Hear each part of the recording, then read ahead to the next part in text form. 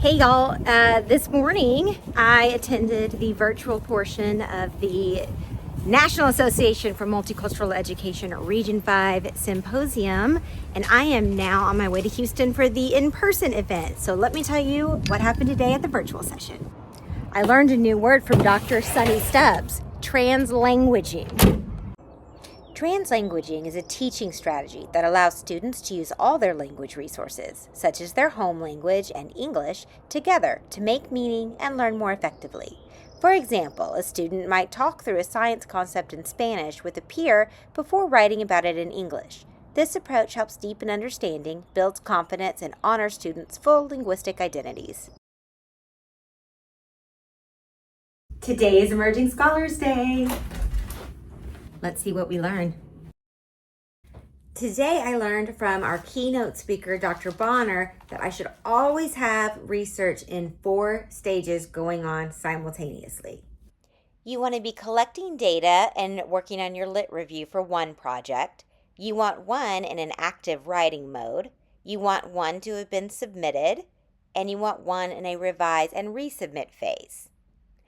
This will help you keep all of your projects moving while also ensuring you can balance shorter-term research studies with longer longitudinal work. Back to the conference for day 3. One of the things I learned today that is unfortunately not a surprise is that Texas and Florida are leading the nation in book bans. Take a look at these banned children's books and see if you can spot what they have in common. This is a fear tactic and a control tactic.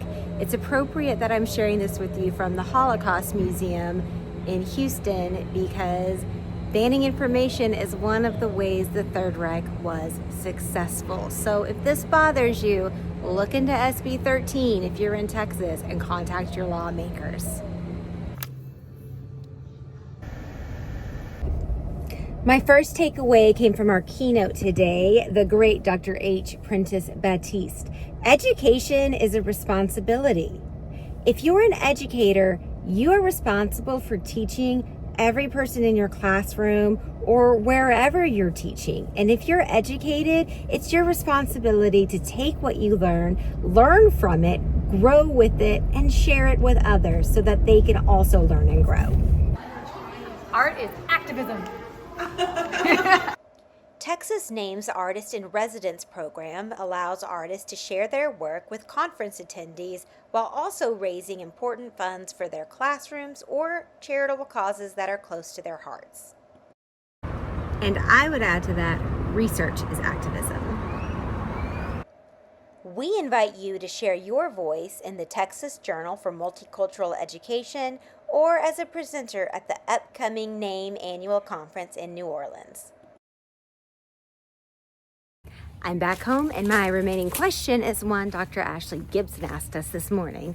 Right, I like to ask myself the question, how am I obeying in advance? This is in response to a very important quote that I learned from Timothy Snyder's On Tyranny, where he talks about how we respond to censorship and the regulations that are being placed on us by the current administration might make us want to think ahead and perceive a thing as being not allowed or restricted, but we should really consider whether that change is really being asked of us or if we can just focus on the learning and what's important to teach rather than focusing on restricting and censoring ourselves in advance. So how are we obeying in advance?